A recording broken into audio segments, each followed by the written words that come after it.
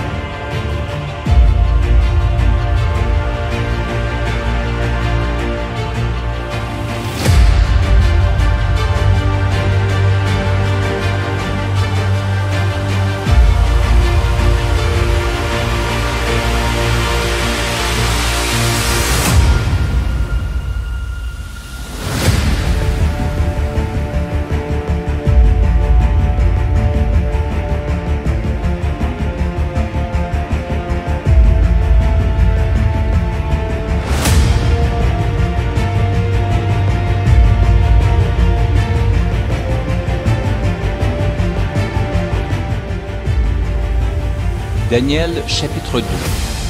La seconde année du règne de Nebuchadnezzar, Nebuchadnezzar eut des songes. Il avait l'esprit agité et ne pouvait dormir.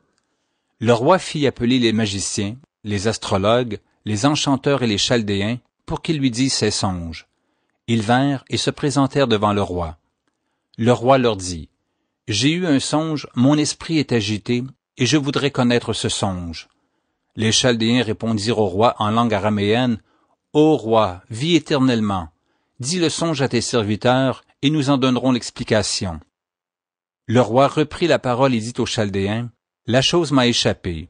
Si vous ne me faites connaître le songe et son explication, vous serez mis en pièces, et vos maisons seront réduites en un tas d'immondices. Mais si vous me dites le songe et son explication, vous recevrez de moi des dons et des présents et de grands honneurs. C'est pourquoi dites-moi le songe et son explication. » Ils répondirent pour la seconde fois, « Que le roi dise le songe à ses serviteurs, et nous en donnerons l'explication. » Le roi reprit la parole et dit, « Je m'aperçois en vérité que vous voulez gagner du temps parce que vous voyez que la chose m'a échappé. Si donc vous ne me faites pas connaître le songe, la même sentence vous enveloppera tous. Vous voulez vous préparer à me dire des mensonges et des faussetés en attendant que les temps soient changés. C'est pourquoi dites-moi le songe, et je saurai si vous êtes capable de m'en donner l'explication. » Les Chaldéens répondirent au roi, « Il n'est personne sur la terre qui puisse dire ce que demande le roi, aussi jamais roi, quelque grand et puissant qu'il ait été, n'a exigé une pareille chose d'aucun magicien, astrologue ou chaldéen. Ce que le roi demande est difficile, il n'y a personne qui puisse le dire au roi, excepté les dieux, dont la demeure n'est pas parmi les hommes. » Là-dessus le roi se mit en colère et s'irrita violemment. Il ordonna qu'on fasse périr tous les sages de Babylone. La sentence fut publiée, les sages étaient mis à mort et l'on cherchait Daniel et ses compagnons pour les faire périr. Alors Daniel s'adressa d'une manière prudente et sensée à Arjoc, chef des gardes du roi, qui était sorti pour mettre à mort les sages de Babylone. Il prit la parole et dit à Arjoc, commandant du roi, « Pourquoi la sentence du roi est-elle si sévère? » Arjoc exposa la chose à Daniel. Et Daniel se rendit vers le roi et le pria de lui accorder du temps pour donner au roi l'explication. Ensuite Daniel alla dans sa maison, et il instruisit de cette affaire Anania, Michaël et Azaria ses compagnons, les engageant à implorer la miséricorde du Dieu des cieux, afin qu'on ne fît pas périr Daniel et ses compagnons avec le reste des sages de Babylone. Alors le secret fut révélé à Daniel dans une vision pendant la nuit. Et Daniel bénit le Dieu des cieux. Daniel prit la parole et dit, « Béni soit le nom de Dieu d'éternité en éternité, à lui appartiennent la sagesse et la force. C'est lui qui change les temps et les circonstances, qui renverse et qui établit les rois, qui donne la sagesse aux sages et la science à ceux qui ont de l'intelligence. Il révèle ce qui est profond et caché, il connaît ce qui est dans les ténèbres, et la lumière demeure avec lui. Dieu de mes pères, je te glorifie et je te loue de ce que tu m'as donné la sagesse et la force, et de ce que tu m'as fait connaître ce que nous t'avons demandé, de ce que tu nous as révélé le secret du roi. » Après cela, Daniel se rendit auprès d'Arjoc, à qui le roi avait ordonné de faire périr les sages de Babylone. Il alla et lui parla ainsi. « Ne fais pas périr les sages de Babylone, conduis-moi devant le roi, et je donnerai au roi l'explication. » Arjoc conduisit promptement Daniel devant le roi et lui parla ainsi. « J'ai trouvé parmi les captifs de Juda un homme qui donnera l'explication au roi. » Le roi prit la parole et dit à Daniel, qu'on nommait Belchazzar, « Es-tu capable de me faire connaître le songe que j'ai eu et son explication? » Daniel répondit en présence du roi et dit, « Ce que le roi demande est un secret que les sages, les astrologues, les magiciens et les devins ne sont pas capables de découvrir au roi. Mais il y a dans les cieux un Dieu qui révèle les secrets et qui a fait connaître au roi Nebuchadnezzar ce qui arrivera dans la suite des temps. Voici ton songe et les visions que tu as eues sur ta couche. Sur ta couche, ô roi, il t'est monté des pensées touchant ce qui sera après ce temps-ci, et celui qui révèle les secrets t'a fait connaître ce qui arrivera.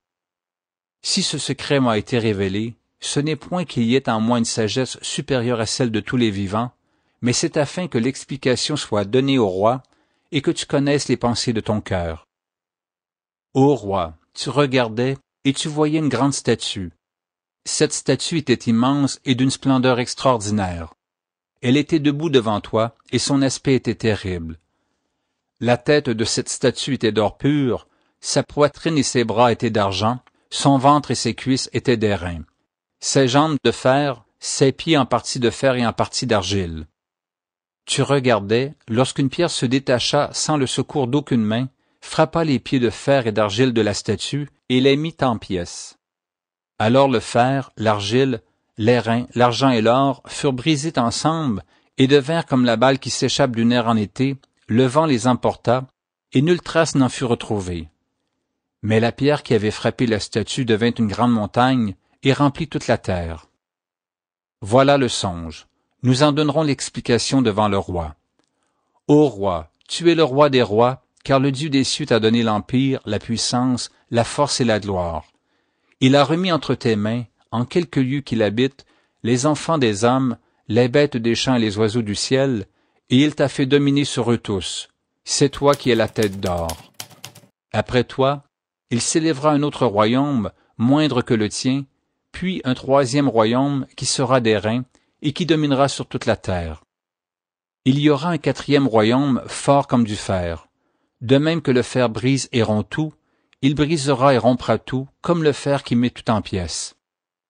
Et comme tu as vu les pieds et les orteils, en partie d'argile, de potier et en partie de fer, ce royaume sera divisé.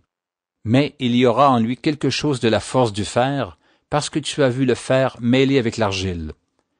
Et comme les doigts des pieds étaient en partie de fer et en partie d'argile, ce royaume sera en partie fort et en partie fragile. Tu as vu le fer mêlé avec l'argile, parce qu'ils se mêleront par des alliances humaines, mais ils ne seront point unis l'un à l'autre, de même que le fer ne s'allie point avec l'argile. Dans le temps de ces rois, le Dieu des cieux suscitera un royaume qui ne sera jamais détruit, et qui ne passera point sous la domination d'un autre peuple. Il brisera et anéantira tous ces royaumes-là, et lui-même subsistera éternellement. C'est ce qu'indique la pierre que tu as vue se détacher de la montagne sans le secours d'aucune main, et qui a brisé le fer, l'airain, l'argile, l'argent et l'or. Le grand Dieu a fait connaître au roi ce qui doit arriver après cela. Le songe est véritable, et son explication est certaine. Alors le roi Nebuchadnezzar tomba sur sa face et se prosterna devant Daniel, et il ordonna qu'on lui offrit des sacrifices et des parfums. Le roi adressa la parole à Daniel et dit, « En vérité, votre Dieu est le Dieu des dieux et le Seigneur des rois, et il révèle les secrets, puisque tu as pu découvrir ce secret. » Ensuite le roi éleva Daniel et lui fit de nombreux et riches présents. Il lui donna le commandement de toute la province de Babylone, et l'établit chef suprême de tous les sages de Babylone. Daniel pria le roi de remettre l'intendance de la province de Babylone à Shadrach, Meshach et Abednego, et Daniel était à la cour du roi.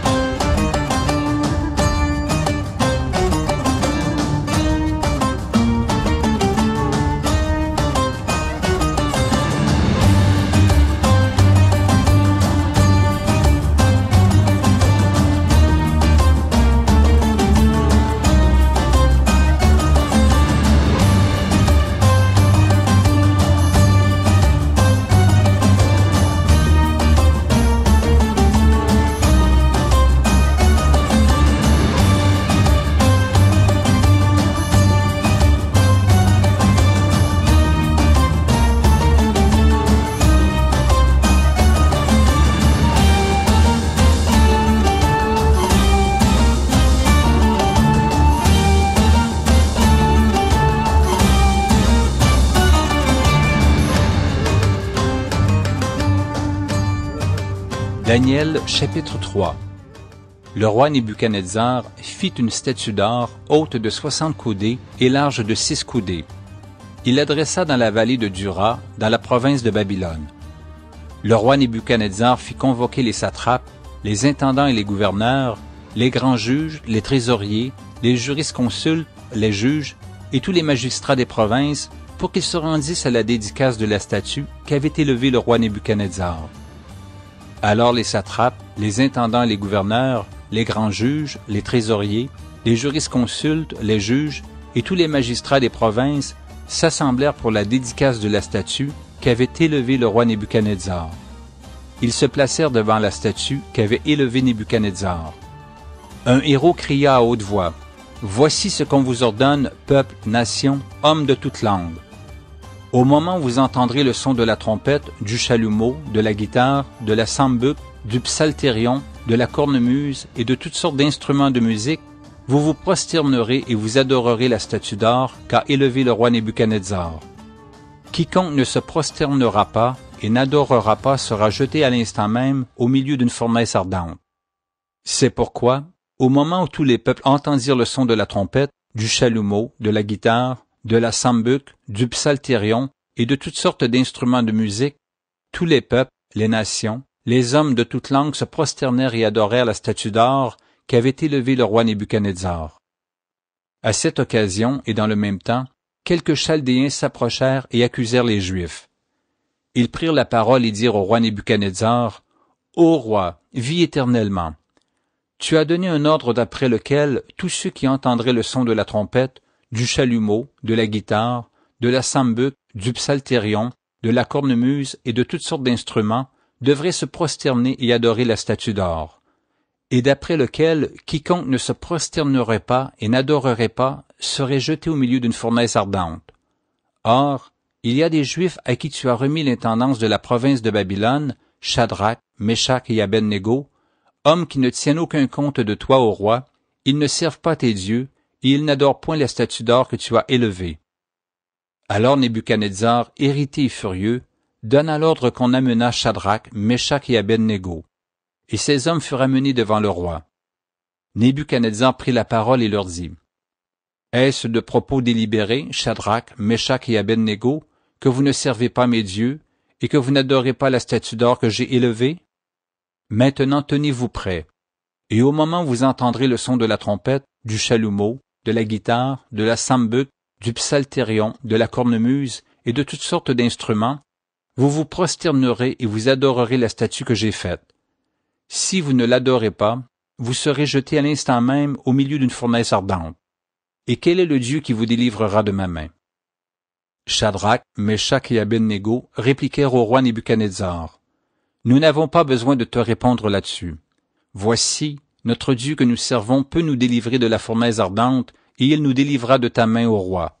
Sinon, sache, ô roi, que nous ne servirons pas tes dieux, et que nous n'adorerons pas la statue d'or que tu as élevée. » Sur quoi, Nebuchadnezzar fut rempli de fureur, et il changea de visage en tournant ses regards contre Shadrach, Meshach et Abednego. Il reprit la parole et ordonna de chauffer la fournaise 7 fois plus qu'il ne convenait de la chauffer. Puis il commanda à quelques-uns des plus vigoureux soldats de son armée de lier Shadrach, Meshach et Abednego et de les jeter dans la fournaise ardente. Ces hommes furent liés avec leurs caleçons, leurs tuniques, leurs manteaux et leurs autres vêtements, et jetés au milieu de la fournaise ardente. Comme l'ordre du roi était sévère, et que la fournaise était extraordinairement chauffée, la flamme tua les hommes qui avaient jeté Shadrach, Meshach et Abednego. Et ces 3 hommes, Shadrach, Meshach et Abednego, tombèrent liés au milieu de la fournaise ardente. Alors le roi Nebuchadnezzar fut effrayé et se leva précipitamment. Il prit la parole et dit à ses conseillers, « N'avons-nous pas jeté au milieu du feu 3 hommes liés? » Ils répondirent au roi, « Certainement, au roi. » Il reprit et dit, « Eh bien, je vois 4 hommes sans lien qui marchent au milieu du feu et qui n'ont point de mal, et la figure du 4e ressemble à celle d'un fils des dieux. » Ensuite, Nebuchadnezzar s'approcha de l'entrée de la fournaise ardente et, prenant la parole, il dit, « Shadrach, Meshach et Abednego, serviteurs du Dieu suprême, sortez et venez. » Et Shadrach, Meshach et Abednego sortirent du milieu du feu. Les satrapes, les intendants, les gouverneurs et les conseillers du roi s'assemblèrent.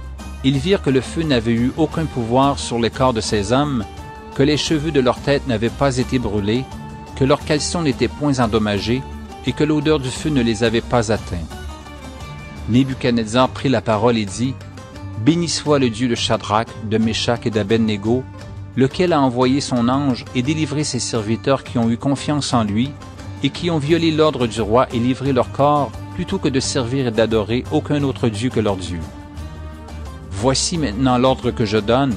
Tout homme, à quelque peuple, nation ou langue qu'il appartienne, qui parlera mal du Dieu de Shadrach, de Meshach et d'Abednego, sera mis en pièces et sa maison sera réduite en un tas d'immondices parce qu'il n'y a aucun autre Dieu qui puisse délivrer comme lui. » Après cela, le roi fit prospérer Shadrach, Meshach et Abednego dans la province de Babylone.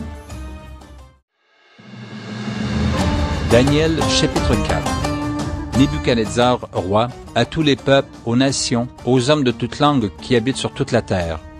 Que la paix vous soit donnée avec abondance. Il m'a semblé bon de faire connaître les signes et les prodiges que le Dieu suprême a opérés à mon égard. Que ces signes sont grands, que ces prodiges sont puissants. Son règne est un règne éternel, et sa domination subsiste de génération en génération. Moi, Nebuchadnezzar, je vivais tranquille dans ma maison et heureux dans mon palais. J'ai eu un songe qui m'a effrayé, les pensées dont j'étais poursuivi sur ma couche et les visions de mon esprit me remplissaient d'épouvante. J'ordonnai qu'on fît venir devant moi tous les sages de Babylone, afin qu'ils me donnassent l'explication du songe. Alors vinrent les magiciens, les astrologues, les chaldéens et les devins. Je leur dis le songe, et ils ne m'en donnèrent point l'explication. En dernier lieu, se présenta devant moi Daniel, nommé Belshazzar, d'après le nom de mon Dieu, et qui a en lui l'esprit des dieux saints. Je lui dis le songe, Belshazzar, chef des magiciens, qui a en toi, je le sais, l'esprit des dieux saints, et pour qui aucun secret n'est difficile, donne-moi l'explication des visions que j'ai eues en songe. Voici les visions de mon esprit pendant que j'étais sur ma couche. Je regardais, et voici, il y avait au milieu de la terre un arbre d'une grande hauteur. Cet arbre était devenu grand et fort, sa cime s'élevait jusqu'aux cieux, et on le voyait des extrémités de toute la terre. Son feuillage était beau et ses fruits abondants. Il portait de la nourriture pour tous, les bêtes des champs s'abritaient sous son ombre, les oiseaux du ciel faisaient leur demeure parmi ses branches, et tout être vivant tirait de lui sa nourriture. Dans les visions de mon esprit que j'avais sur ma couche, je regardais et voici, un de ceux qui veillent et qui sont saints descendit des cieux. Il cria avec force et parla ainsi. Abattez l'arbre et coupez ses branches, secouez le feuillage et dispersez les fruits, que les bêtes fuient de dessous et les oiseaux du milieu de ses branches. Mais laissez en terre le tronc où se trouvent les racines, et liez-le avec des chaînes de fer et des reins parmi l'herbe des champs. Qu'il soit trempé de la rosée du ciel, et qu'il ait, comme les bêtes, l'herbe de la terre pour partage. Son cœur d'homme lui sera ôté, et un cœur de bête lui sera donné, et 7 ans passeront sur lui. Cette sentence est un décret de ceux qui veillent, cette résolution est un ordre des saints, afin que les vivants sachent que le Très-Haut domine sur le règne des hommes, qu'il le donne à qui il lui plaît, et qu'il y élève le plus vil des hommes. Voici le songe que j'ai eu, moi le roi Nebuchadnezzar. Toi, Belshazzar, donne-en l'explication, puisque tous les sages de mon royaume ne peuvent me la donner. Toi tu le peux, car tu as en toi l'esprit des dieux saints. Alors Daniel, nommé Belshazzar, fut un moment stupéfait, et ses pensées le troublaient. Le roi reprit et dit, Belshazzar, que le songe et l'explication ne te troublent pas. Et Belshazzar répondit, Mon Seigneur, que le songe soit pour tes ennemis et son explication pour tes adversaires. L'arbre que tu as vu, qui était devenu grand et fort, dont la cime s'élevait jusqu'aux cieux et qu'on voyait de tous les points de la terre, cet arbre dont le feuillage était beau et les fruits abondants, qui portait de la nourriture pour tous, sous lequel s'abritaient les bêtes des champs, et parmi les branches duquel les oiseaux du ciel faisaient leur demeure, c'est toi, ô roi, qui est devenu grand et fort, dont la grandeur s'est accrue et s'est élevée jusqu'aux cieux, et dont la domination s'étend jusqu'aux extrémités de la terre. Le roi a vu l'un de ceux qui veillent et qui sont saints descendre des cieux et dire, abattez l'arbre et détruisez-le, mais laissez en terre le tronc où se trouvent les racines, et liez-le avec des chaînes de fer et des reins, parmi l'herbe des champs, qu'il soit trempé de la rosée du ciel, et que son partage soit avec les bêtes des champs, jusqu'à ce que 7 ans soient passés sur lui. Voici l'explication au roi, voici le décret du Très-Haut qui s'accomplira sur mon seigneur le roi. On te chassera du milieu des hommes, tu auras ta demeure avec les bêtes des champs, et l'on te donnera comme au bœuf de l'herbe à manger, tu seras trempé de la rosée du ciel, et 7 ans passeront sur toi, jusqu'à ce que tu saches que le Très-Haut domine sur le règne des hommes et qu'il le donne à qui il lui plaît. L'ordre de laisser le tronc, où se trouvent les racines de l'arbre, signifie que ton royaume te restera quand tu reconnaîtras que celui qui domine est dans les cieux. C'est pourquoi, ô roi, puisse mon conseil te plaire. Mets un terme à tes péchés en pratiquant la justice et à tes iniquités en usant de compassion envers les malheureux, et ton bonheur pourra se prolonger. Toutes ces choses se sont accomplies sur le roi Nebuchadnezzar. Au bout de 12 mois, comme il se promenait dans le palais royal à Babylone, le roi prit la parole et dit, « N'est-ce pas ici Babylone la grande que j'ai bâtie, comme résidence royale par la puissance de ma force et pour la gloire de ma magnificence? » La parole était encore dans la bouche du roi, qu'une voix descendit du ciel, « Apprends, roi Nebuchadnezzar, qu'on va t'enlever le royaume. On te chassera du milieu des hommes, tu auras ta demeure avec les bêtes des champs, on te donnera comme au bœuf de l'herbe à manger, et 7 ans passeront sur toi, jusqu'à ce que tu saches que le Très-Haut domine sur le règne des hommes, et qu'il le donne à qui lui plaît. » Au même instant, la parole s'accomplit sur Nebuchadnezzar, il fut chassé du milieu des hommes, il mangea de l'herbe comme les bœufs, son corps fut trempé de la rosée du ciel, jusqu'à ce que ses cheveux crussent comme les plumes des aigles, et ses ongles comme ceux des oiseaux. Après le temps marqué, moi, Nebuchadnezzar, je levai les cieux vers le ciel, et la raison me revint. J'ai béni le Très-Haut, j'ai loué et glorifié celui qui vit éternellement, celui dont la domination est une domination éternelle, et dont le règne subsiste de génération en génération. Tous les habitants de la terre ne sont à ses yeux que néant. Il agit comme il lui plaît avec l'armée des cieux et avec les habitants de la terre, et il n'y a personne qui résiste à sa main et qui lui dise « Que fais-tu » En ce temps, la raison me revint. La gloire de mon royaume, ma magnificence et ma splendeur me furent rendues, mes conseillers et mes grands me redemandèrent, je fus rétabli dans mon royaume, et ma puissance ne fit que s'accroître. Maintenant, moi, Nebuchadnezzar, je loue, j'exalte et je glorifie le roi des cieux, dont toutes les œuvres sont vraies et les voies justes, et qui peut abaisser ceux qui marchent avec orgueil.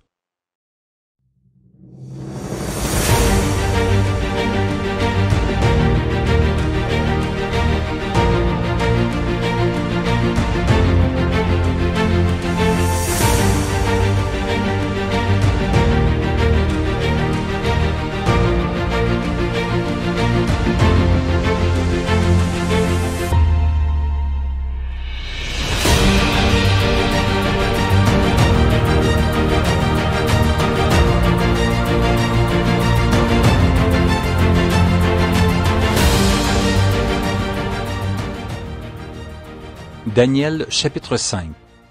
Le roi Belshazzar donna un grand festin à ses grands au nombre de 1000, et il but du vin en leur présence. Belshazzar, quand il eut goûté au vin, fit apporter les vases d'or et d'argent que son père Nebuchadnezzar avait enlevés du temple de Jérusalem, afin que le roi et ses grands, ses femmes et ses concubines s'en servissent pour boire.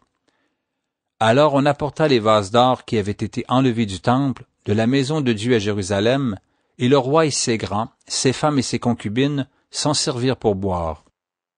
Ils burent du vin, et ils louèrent les dieux d'or, d'argent, d'airain, de fer, de bois et de pierre. En ce moment, apparurent les doigts d'une main d'homme, et ils écrivirent, en face du chandelier, sur la chaux de la muraille du palais royal. Le roi vit cette extrémité de main qui écrivait. Alors le roi changea de couleur, et ses pensées le troublèrent. Les jointures de ses reins se relâchèrent, et ses genoux se heurtèrent l'un contre l'autre. Le roi cria avec force qu'on fit venir les astrologues, les chaldéens et les devins, et le roi prit la parole et dit aux sages de Babylone, « Quiconque lira cette écriture et m'en donnera l'explication, sera revêtu de pourpre, portera un collier d'or à son cou, et aura la 3e place dans le gouvernement du royaume. » Tous les sages du roi entrèrent, mais ils ne purent pas lire l'écriture et en donner au roi l'explication. Sur quoi le roi Belshazzar fut très effrayé, il changea de couleur, et ses grands furent consternés. La reine, à cause des paroles du roi et de ses grands, entra dans la salle du festin et prit ainsi la parole. « Ô roi, vis éternellement, que tes pensées ne te troublent pas, et que ton visage ne change pas de couleur. Il y a dans ton royaume un homme qui a en lui l'esprit des dieux saints, et du temps de ton père, on trouva chez lui des lumières, de l'intelligence, et une sagesse semblable à la sagesse des dieux.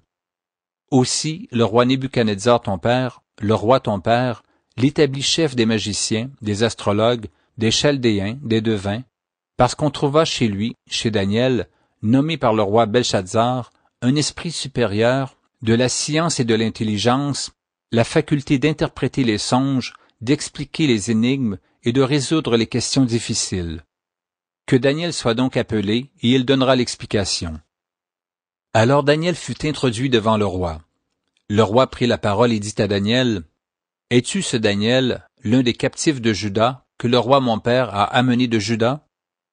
J'ai appris sur ton compte que tu as en toi l'esprit des dieux, et qu'on trouve chez toi des lumières, de l'intelligence et une sagesse extraordinaire.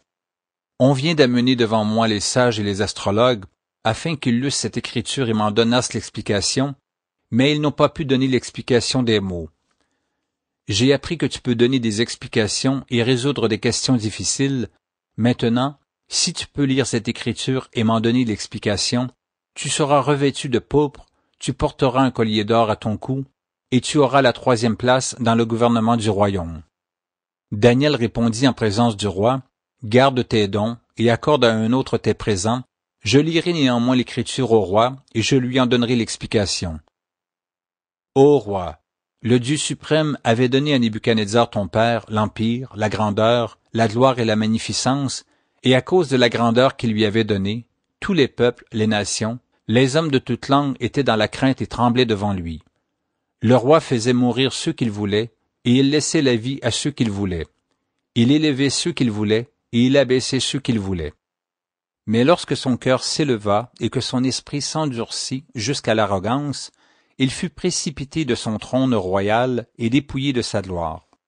Il fut chassé du milieu des enfants des hommes, son cœur devint semblable à celui des bêtes, et sa demeure fut avec les ânes sauvages, on lui donna comme aux bœufs de l'herbe à manger, et son corps fut trempé de la rosée du ciel, jusqu'à ce qu'il reconnût que le Dieu suprême domine sur le règne des hommes, qu'il le donne à qui il lui plaît. Et toi, Belshazzar, son fils, tu n'as pas humilié ton cœur, quoique tu susses toutes ces choses.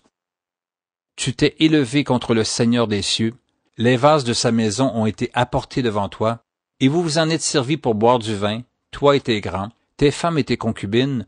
Tu as loué les dieux d'argent, d'or, d'airain, de fer, de bois et de pierre, qui ne voient point, qui n'entendent point, et qui ne savent rien, et tu n'as pas glorifié le Dieu qui a dans sa main ton souffle et toutes tes voies. C'est pourquoi il a envoyé cette extrémité de main qui a tracé cette écriture. Voici l'écriture qui a été tracée. Comptez, comptez, pesez et divisez. Et voici l'explication de ces mots. Comptez, Dieu a compté ton règne et y a mis fin. Pesez, tu as été pesé dans la balance et tu as été trouvé léger.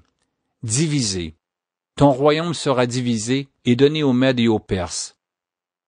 Aussitôt Belshazzar donna des ordres, et l'on revêtit Daniel de pourpre, on lui mit au cou un collier d'or, et on publia qu'il aurait la 3e place dans le gouvernement du royaume. Cette même nuit, Belshazzar, roi des Chaldéens, fut tué, et Darius le Mède s'empara du royaume, étant âgé de 62 ans. Daniel, chapitre 6. Darius trouva bon d'établir sur le royaume 120 satrapes qui devaient être dans tout le royaume. Il mit à leur tête 3 chefs, au nombre desquels était Daniel, afin que ces satrapes leur rendissent compte et que le roi ne souffrit d'aucun dommage. Daniel surpassait les chefs et les satrapes parce qu'il y avait en lui un esprit supérieur, et le roi pensait à l'établir sur tout le royaume. Alors les chefs et les satrapes cherchèrent une occasion d'accuser Daniel en ce qui concernait les affaires du royaume. Mais ils ne purent trouver aucune occasion, ni aucune chose à reprendre parce qu'il était fidèle et qu'on n'apercevait chez lui ni faute, ni rien de mauvais. Et ces hommes dirent, « Nous ne trouverons aucune occasion contre ce Daniel, à moins que nous n'en trouvions une dans la loi de son Dieu. » Puis ses chefs et ses satrapes se rendirent tumultueusement auprès du roi et lui parlèrent ainsi, « Roi Darius, vis éternellement. » Tous les chefs du royaume, les intendants, les satrapes, les conseillers et les gouverneurs sont d'avis qu'il soit publié un édit royal avec une défense sévère portant que quiconque dans l'espace de 30 jours adressera des prières à quelque dieu ou à quelques hommes, excepté à toi, ô roi, sera jeté dans la fosse aux lions. Maintenant, ô roi, confirme la défense et écris le décret afin qu'il soit irrévocable selon la loi des Mèdes et des Perses qui est immuable. Là-dessus, le roi Darius écrivit le décret et la défense. Lorsque Daniel sut que le décret était écrit, il se retira dans sa maison, où les fenêtres de la chambre supérieure étaient ouvertes dans la direction de Jérusalem, et 3 fois le jour il se mettait à genoux, il priait, et il louait son Dieu comme il le faisait auparavant. Alors ces hommes entrèrent tumultueusement, et ils trouvèrent Daniel qui priait et invoquait son Dieu. Puis ils se présentèrent devant le roi et lui dirent au sujet de la défense royale, « N'as-tu pas écrit une défense portant que quiconque dans l'espace de 30 jours adresserait des prières à quelque dieu ou à quelques hommes, excepté à toi, ô roi, serait jeté dans la fosse aux lions? » Le roi répondit, « La chose est certaine, selon la loi des Mèdes et des Perses, qui est immuable. » Ils prirent de nouveau la parole et dirent au roi, « Daniel, l'un des captifs de Juda, n'a tenu aucun compte de toi, ô roi, ni de la défense que tu as écrite, et il fait ses prières 3 fois le jour. » Le roi fut très affligé quand il entendit cela. Il prit à cœur de délivrer Daniel, et jusqu'au coucher du soleil, il s'efforça de le sauver. Mais ces hommes insistèrent auprès du roi et lui dirent, « Sache, ô roi, que la loi des Mèdes et des Perses exige que toute défense ou tout décret confirmé par le roi soit irrévocable. » Alors le roi donna l'ordre qu'on amenât Daniel et qu'on le jetât dans la fosse aux lions. Le roi prit la parole et dit à Daniel, « Puisse ton Dieu que tu sers avec persévérance te délivrer. » On apporta une pierre et on la mit sur l'ouverture de la fosse. Le roi la scella de son anneau et de l'anneau de ses grands, afin que rien ne fût changé à l'égard de Daniel. Le roi se rendit ensuite dans son palais, il passa la nuit à jeun, il ne fit point venir de concubine auprès de lui, et il ne put se livrer au sommeil.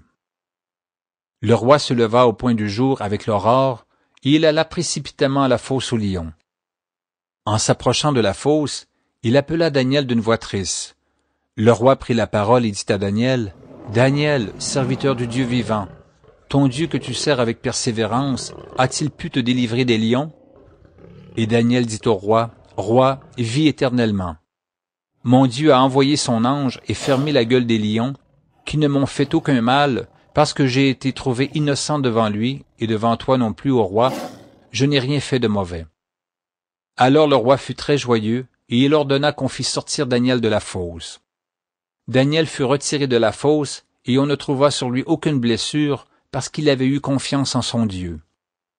Le roi ordonna que ces hommes qui avaient accusé Daniel fussent amenés et jetés dans la fosse aux lions, eux, leurs enfants et leurs femmes, et avant qu'ils fussent parvenus au fond de la fosse, les lions les saisirent et brisèrent tous leurs os.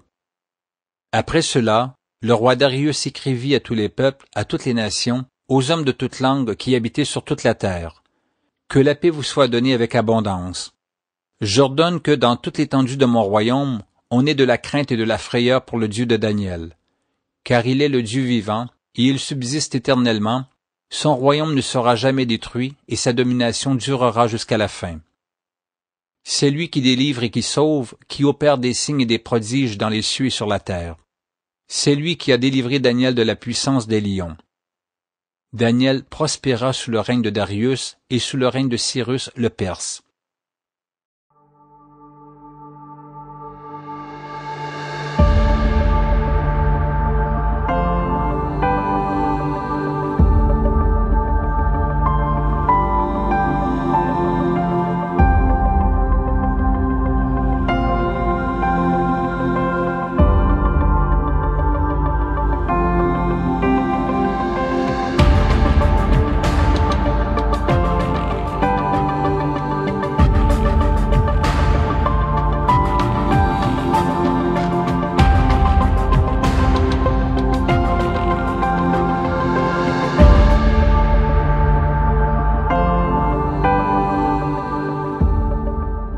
Daniel chapitre 7. La première année de Belshazzar, roi de Babylone, Daniel eut un songe et des visions à son esprit pendant qu'il était sur sa couche. Ensuite, il écrivit le songe et raconta les principales choses. Daniel commença et dit, « Je regardai pendant ma vision nocturne, et voici, les 4 vents des cieux firent éruption sur la grande mer. Et 4 grands animaux sortirent de la mer, différents l'un de l'autre. Le premier était semblable à un lion et avait des ailes d'aigle. Je regardai jusqu'au moment où ses ailes furent arrachées. Il fut enlevé de terre et mis debout sur ses pieds comme un homme, et un cœur d'homme lui fut donné. Et voici, un second animal était semblable à un ours et se tenait sur un côté. Il avait 3 côtes dans la gueule entre les dents, et on lui disait, « Lève-toi, mange beaucoup de chair. Après cela, je regardai, et voici, un autre était semblable à un léopard et avait sur le dos 4 ailes comme un oiseau. Cet animal avait 4 têtes, et la domination lui fut donnée. Après cela, je regardai pendant mes visions nocturnes, et voici, il y avait un 4e animal, terrible, épouvantable et extraordinairement fort. Il avait de grandes dents de fer, il mangeait, brisait, et il foulait aux pieds ce qui restait. Il était différent de tous les animaux précédents, il avait 10 cornes. Je considérai les cornes, et voici, une autre petite corne sortit du milieu d'elle, et 3 des premières cornes furent arrachées devant cette corne. Et voici, elle avait des yeux comme des yeux d'homme et une bouche qui parlait avec arrogance. Je regardai pendant que l'on plaçait des trônes, et l'ancien des jours s'assit. Son vêtement était blanc comme la neige, et les cheveux de sa tête étaient comme de la laine pure, son trône était comme des flammes de feu, et les roues comme un feu ardent. Un fleuve de feu coulait et sortait de devant lui, 1000 milliers le servaient, et 10 000 millions se tenaient en sa présence. Les juges s'assirent, et les livres furent ouverts. Je regardai alors, à cause des paroles arrogantes que prononçait la corne, et tandis que je regardais, l'animal fut tué, et son corps fut anéanti, livré au feu pour être brûlé. Les autres animaux furent dépouillés de leur puissance, mais une prolongation de vie leur fut accordée jusqu'à un certain temps. Je regardai pendant mes visions nocturnes, et voici, sur les nuées des cieux arriva quelqu'un de semblable à un fils de l'homme. Il s'avança vers l'Ancien des jours, et on le fit approcher de lui. On lui donna la domination, la gloire et le règne, et tous les peuples, les nations et les hommes de toute langue le servirent. Sa domination est une domination éternelle qui ne passera point, et son règne ne sera jamais détruit. Moi, Daniel, j'eus l'esprit troublé au-dedans de moi, et les visions de ma tête m'effrayèrent. Je m'approchai de l'un de ceux qui étaient là, et je lui demandai ce qu'il y avait de vrai dans toutes ces choses. Il me le dit, et m'en donna l'explication. Ces 4 grands animaux, ce sont 4 rois qui s'élèveront de la terre. Mais les saints du Très-Haut recevront le royaume, et ils posséderont le royaume éternellement, d'éternité en éternité. Ensuite, je désirais savoir la vérité sur le 4e animal, qui était différent de tous les autres, extrêmement terrible, qui avait des dents de fer et des ongles d'airain, qui mangeait, brisait, et foulait aux pieds ce qu'il restait. Et sur les 10 cornes qu'il avait à la tête, et sur l'autre qui était sortie de devant laquelle 3 étaient tombés, sur cette corne qui avait des yeux, une bouche parlant avec arrogance, et une plus grande apparence que les autres. Je vis cette corne faire la guerre aux saints, et l'emporter sur eux, jusqu'au moment où l'Ancien des jours vint donner droit aux saints du Très-Haut, et le temps arriva où les saints furent en possession du royaume. Il me parla ainsi. Le 4e animal, c'est un 4e royaume qui existera sur la terre, différent de tous les royaumes, et qui dévorera toute la terre, la foulera et la brisera. Les 10 cornes, ce sont 10 rois qui s'élèveront de ce royaume. Un autre s'élèvera après eux, il sera différent des premiers, et il abaissera 3 rois. Il prononcera des paroles contre le Très-Haut, il opprimera les saints du Très-Haut, et il espérera changer les temps et la loi, et les saints seront livrés entre ses mains pendant un temps, des temps, et la moitié d'un temps. Puis viendra le jugement, et on lui ôtera sa domination, qui sera détruite et anéantie pour jamais.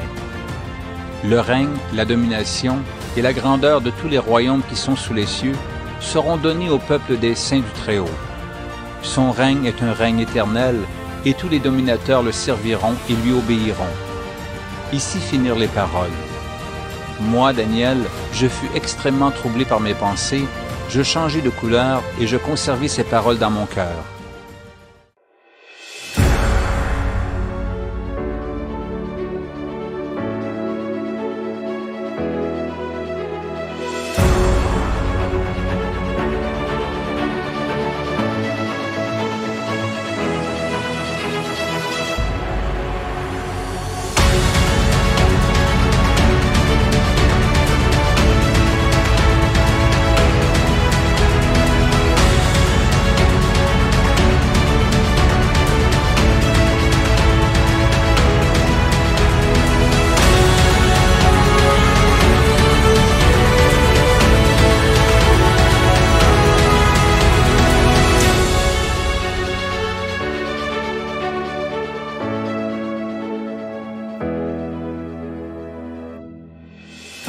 Daniel, chapitre 8.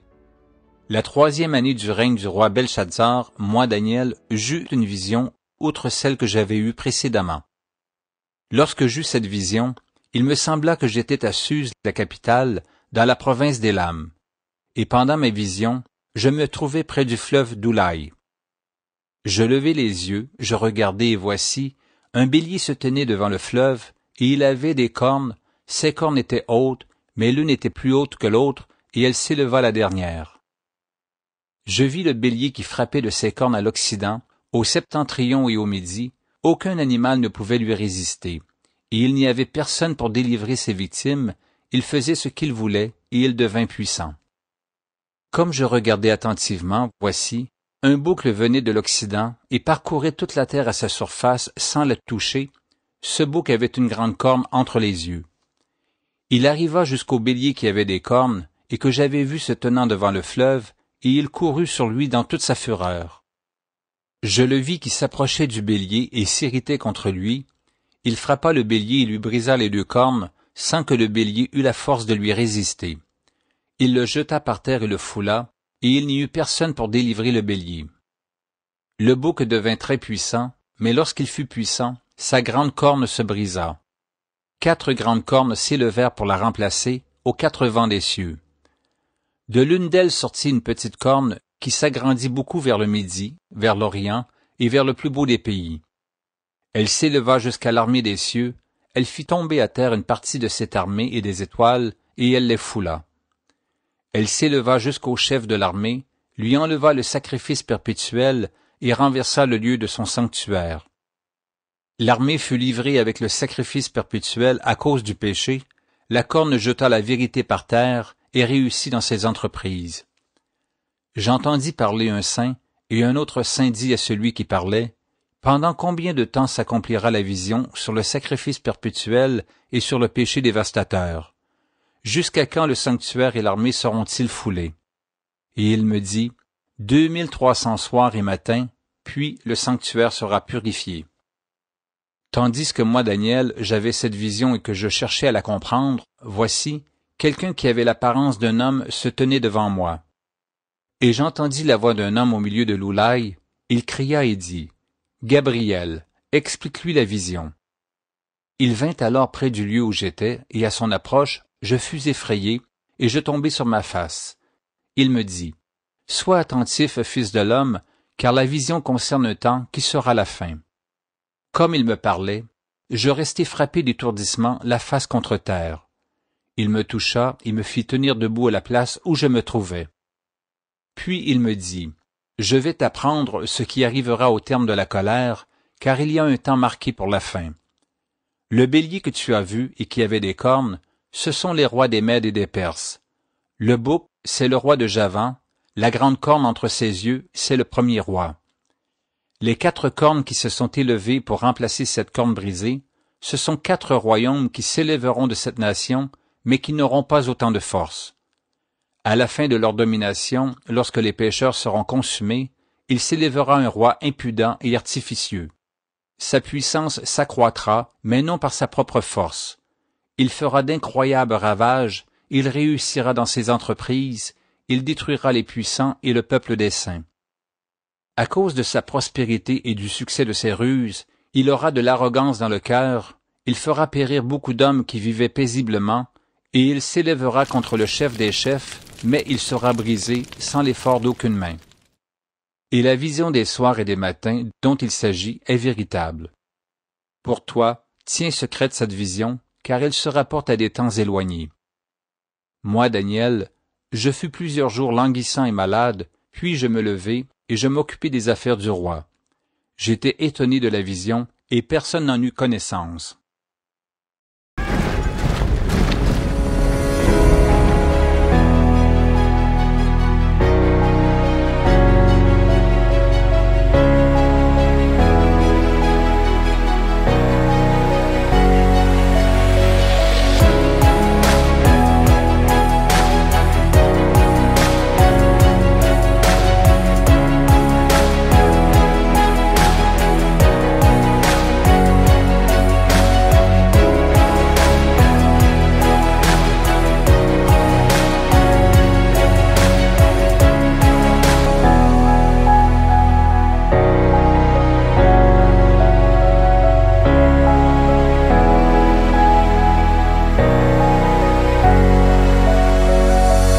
Daniel chapitre 9.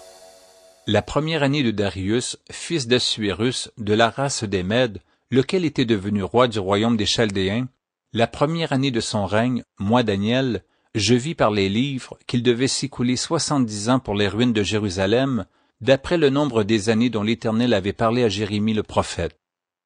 Je tournai ma face vers le Seigneur Dieu, afin de recourir à la prière et aux supplications, en jeûnant et en prenant le sac et la cendre. Je priai l'Éternel mon Dieu, et je lui fis cette confession. Seigneur Dieu grand et redoutable, toi qui gardes ton alliance et qui fais miséricorde à ceux qui t'aiment et qui observent tes commandements. Nous avons péché, nous avons commis l'iniquité, nous avons été méchants et rebelles, nous nous sommes détournés de tes commandements et de tes ordonnances. Nous n'avons pas écouté tes serviteurs les prophètes, qui ont parlé en ton nom à nos rois, à nos chefs, à nos pères et à tout le peuple du pays. À toi, Seigneur, est la justice, et à nous la confusion de face, en ce jour, aux hommes de Juda, aux habitants de Jérusalem et à tout Israël, à ceux qui sont près et à ceux qui sont loin, dans tous les pays où tu les as chassés, à cause des infidélités dont ils se sont rendus coupables envers toi. Seigneur, à nous la confusion de face, à nos rois, à nos chefs et à nos pères, parce que nous avons péché contre toi. Auprès du Seigneur notre Dieu, la miséricorde et le pardon, car nous avons été rebelles envers lui. Nous n'avons pas écouté la voix de l'Éternel notre Dieu pour suivre ses lois qu'il avait mises devant nous par ses serviteurs les prophètes. Tout Israël a transgressé ta loi et s'est détourné pour ne pas écouter ta voix. Alors se sont répandues sur nous les malédictions et les imprécations qui sont écrites dans la loi de Moïse, serviteur de Dieu, parce que nous avons péché contre Dieu. Il a accompli les paroles qu'il avait prononcées contre nous et contre nos chefs qui nous ont gouvernés.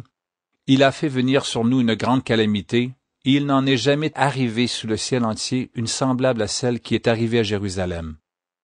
Comme cela est écrit dans la loi de Moïse, toute cette calamité est venue sur nous, et nous n'avons pas imploré l'Éternel notre Dieu, nous ne nous sommes pas détournés de nos iniquités, nous n'avons pas été attentifs à ta vérité. L'Éternel a veillé sur cette calamité et l'a fait venir sur nous, car l'Éternel notre Dieu est juste dans toutes les choses qu'il a faites, mais nous n'avons pas écouté sa voix. Et maintenant, Seigneur notre Dieu, toi qui as fait sortir ton peuple du pays d'Égypte par ta main puissante, et qui t'es fait un nom comme il l'est aujourd'hui, nous avons péché, nous avons commis l'iniquité. Seigneur, selon ta grande miséricorde, que ta colère et ta fureur se détournent de ta ville de Jérusalem, de ta montagne sainte, car, à cause de nos péchés et des iniquités de nos pères, Jérusalem et ton peuple sont en opprobre à tous ceux qui nous entourent. Maintenant donc, ô notre Dieu, écoute la prière et les supplications de ton serviteur, et, pour l'amour du Seigneur, fais briller ta face sur ton sanctuaire dévasté. Mon Dieu, prête l'oreille et écoute, ouvre les yeux et regarde nos ruines, regarde la ville sur laquelle ton nom est invoqué, car ce n'est pas à cause de notre justice que nous te présentons nos supplications, c'est à cause de tes grandes compassions. Seigneur, écoute. Seigneur, pardonne. Seigneur, sois attentif. Agis et ne tarde pas, par amour pour toi, ô mon Dieu. Car ton nom est invoqué sur ta ville et sur ton peuple. Je parlais encore, je priais, je confessais mes péchés et le péché de mon peuple d'Israël, et je présentais mes supplications à l'Éternel mon Dieu, en faveur de la sainte montagne de mon Dieu. Je parlais encore dans ma prière, quand l'homme Gabriel, que j'avais vu précédemment dans une vision, s'approcha de moi d'un vol rapide au moment de l'offrande du soir. Il m'instruisit et s'entretint avec moi. Il me dit, « Daniel, je suis venu maintenant pour ouvrir ton intelligence. Lorsque tu as commencé à prier, la parole est sortie, et je vins pour te l'annoncer car tu es un bien-aimé. Sois attentif à la parole et comprends la vision. 70 semaines ont été fixées sur ton peuple et sur ta ville sainte pour faire cesser les transgressions et mettre fin au péché, pour expier l'iniquité et amener la justice éternelle, pour sceller la vision et le prophète, et pour oindre le Saint des Saints. Sache-le donc et comprends. Depuis le moment où la parole a annoncé que Jérusalem sera rebâtie jusqu'à loin, au conducteur, il y a 7 semaines et 62 semaines, les places et les fossés seront rétablis, mais en des temps fâcheux. Après les 62 semaines, un oint sera retranché, et il n'aura pas de successeur. Le peuple d'un chef qui viendra détruira la ville et le sanctuaire, et sa fin arrivera comme par une inondation. Il est arrêté que les dévastations dureront jusqu'au terme de la guerre. Il fera une solide alliance avec plusieurs pour une semaine, et durant la moitié de la semaine, il fera cesser le sacrifice et l'offrande. Le dévastateur commettra les choses les plus abominables, jusqu'à ce que la ruine et ce qui a été résolu fondent sur le dévastateur.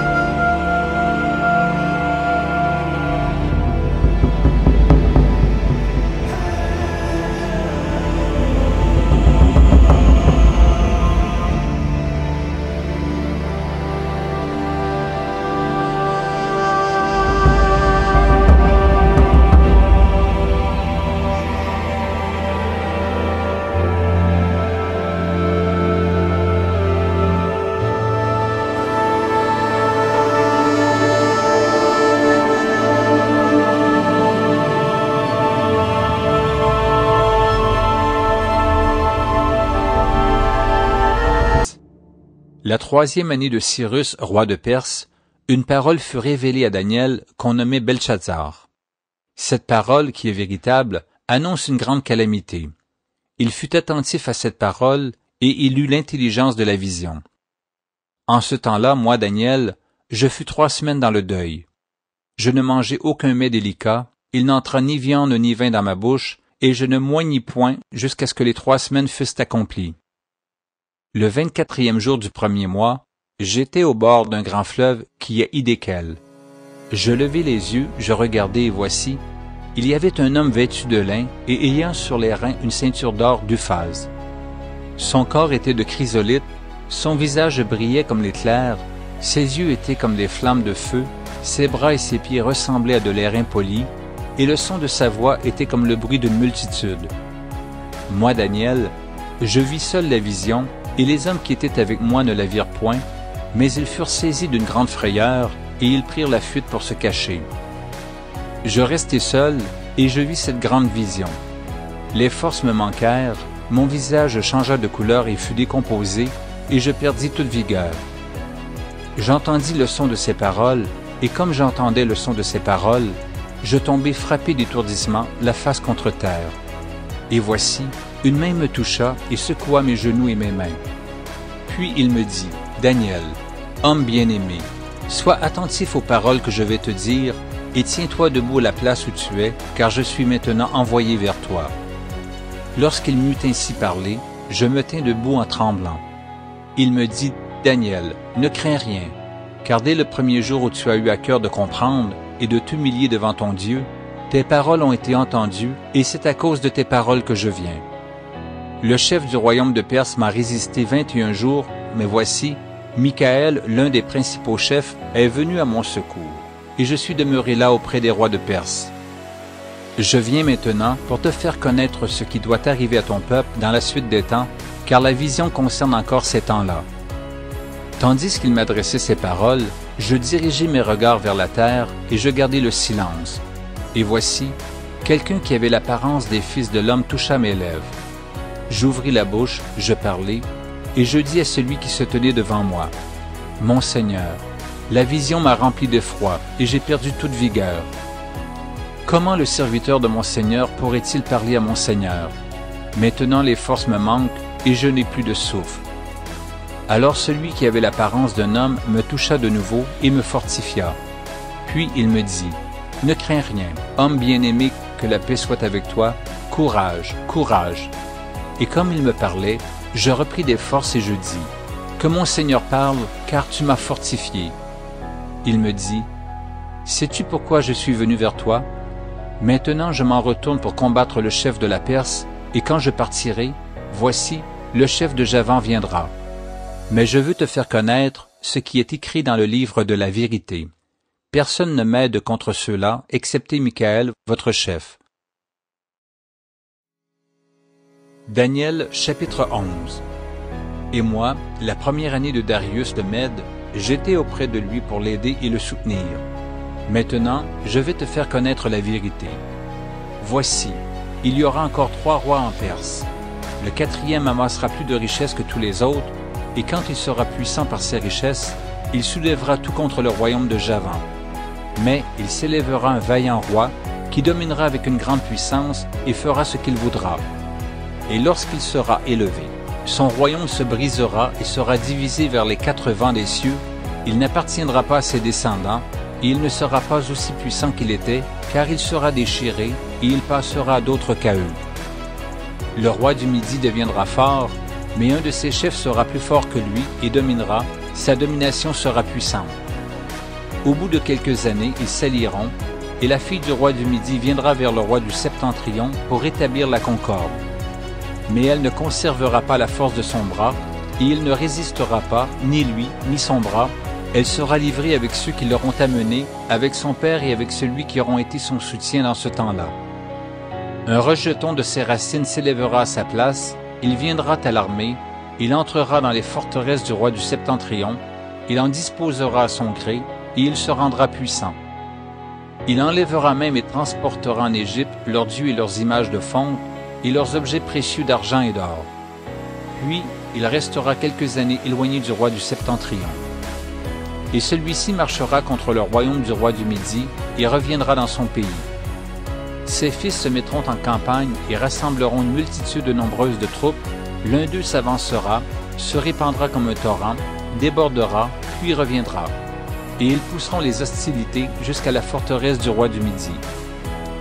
Le roi du Midi s'irritera, il sortira et attaquera le roi du Septentrion, il soulèvera une grande multitude, et les troupes du roi du Septentrion seront livrées entre ses mains. Cette multitude sera fière, et le cœur du roi s'enflera. Il fera tomber des milliers, mais il ne triomphera pas. Car le roi du Septentrion reviendra et rassemblera une multitude plus nombreuse que la première. Au bout de quelque temps, de quelques années, il se mettra en marche avec une grande armée et de grandes richesses. En ce temps-là, plusieurs s'élèveront contre le roi du Midi, et des hommes violents parmi ton peuple se révolteront pour accomplir la vision, et ils succomberont. Le roi du Septentrion s'avancera, il élèvera des terrasses, et s'emparera des villes fortes. Les troupes du Midi et l'élite du roi ne résisteront pas, elles manqueront de force pour résister. Celui qui marchera contre lui fera ce qu'il voudra, et personne ne lui résistera. Il s'arrêtera dans le plus beau des pays, exterminant ce qui tombera sous sa main. Il se proposera d'arriver avec toutes les forces de son royaume et de conclure la paix avec le roi du Midi. Il lui donnera sa fille pour femme dans l'intention d'amener sa ruine, mais cela n'aura pas lieu et ne lui réussira pas. Il tournera ses vues du côté des îles et il en prendra plusieurs.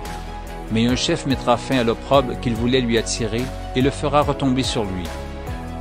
Il se dirigera ensuite vers les forteresses de son pays, et il chancellera, il tombera, et on ne le trouvera plus. Celui qui le remplacera fera venir un exacteur dans la plus belle partie du royaume, mais en quelques jours il sera brisé, et ce ne sera ni par la colère, ni par la guerre. Un homme méprisé prendra sa place sans être revêtu de la dignité royale. Il paraîtra au milieu de la paix et s'emparera du royaume par l'intrigue.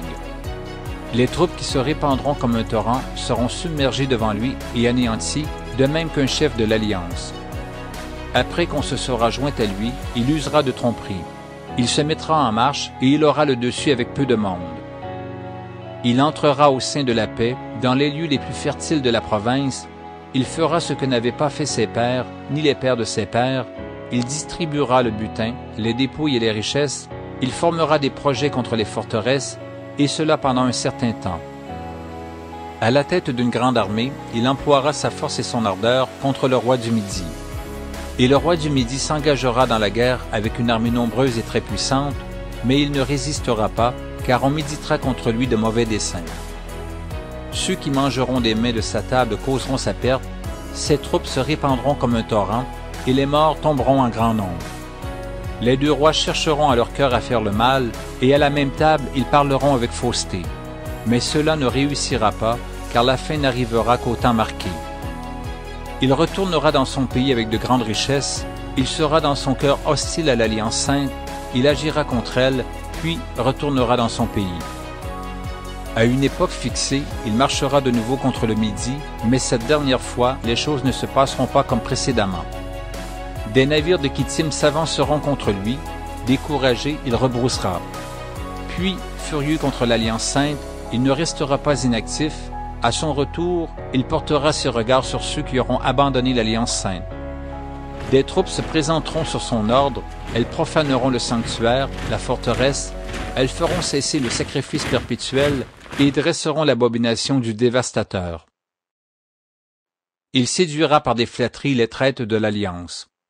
Mais ceux du peuple qui connaîtront leur Dieu agiront avec fermeté, et les plus sages parmi eux donneront instruction à la multitude. Il en est qui succomberont par un temps à l'épée et à la flamme, à la captivité et au pillage. Dans le temps où ils succomberont, ils seront un peu secourus, et plusieurs se joindront à eux par hypocrisie. Quelques-uns des hommes sages succomberont, afin qu'ils soient épurés, purifiés et blanchis, jusqu'au temps de la fin, car il n'arrivera qu'au temps marqué.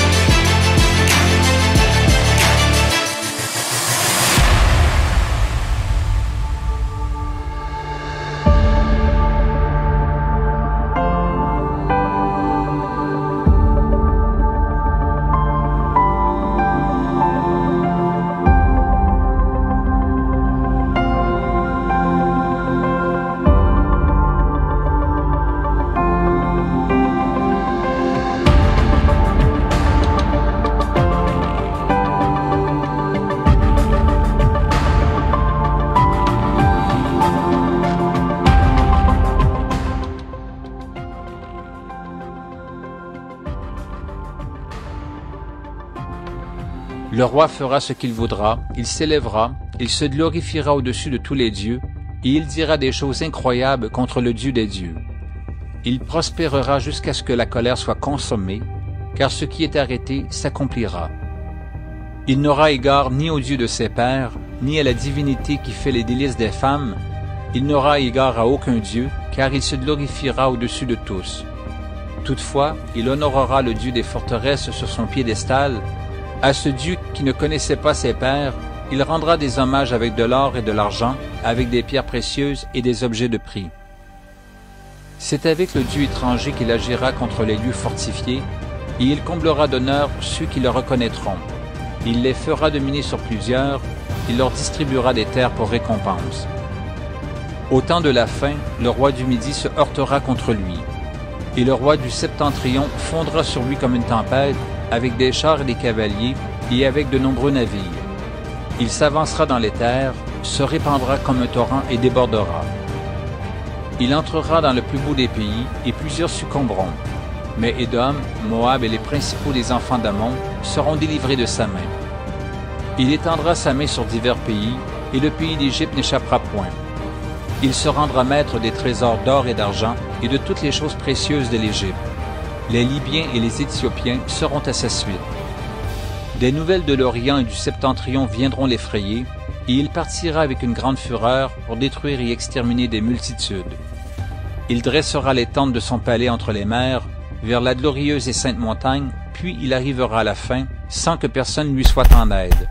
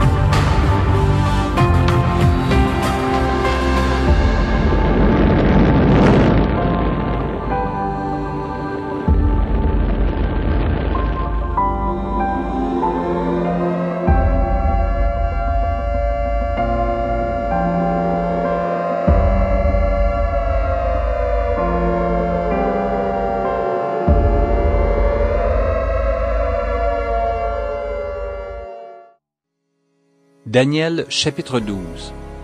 En ce temps-là se lèvera Michaël, le grand chef, le défenseur des enfants de ton peuple, et ce sera une époque de détresse, telle qu'il n'y en a point eu de semblable depuis que les nations existent jusqu'à cette époque.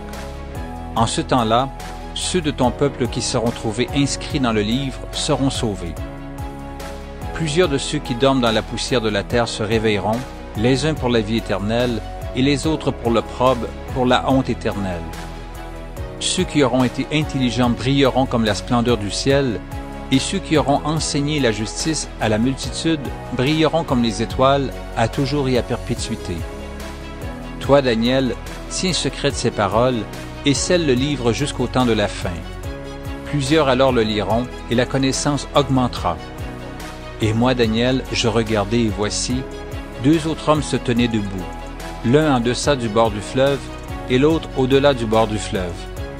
L'un d'eux dit à l'homme vêtu de lin qui se tenait au-dessus des eaux du fleuve, « Quand sera la fin de ces prodiges? » Et j'entendis l'homme vêtu de lin qui se tenait au-dessus des eaux du fleuve.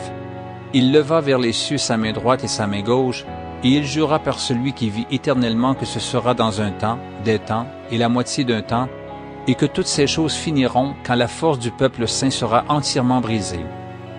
J'entendis, mais je ne compris pas, et je dis, « Mon Seigneur, quelle sera l'issue de ces choses? » Il répondit, « Va Daniel, car ces paroles seront tenues secrètes et scellées jusqu'au temps de la fin. Plusieurs seront purifiés, blanchis et épurés.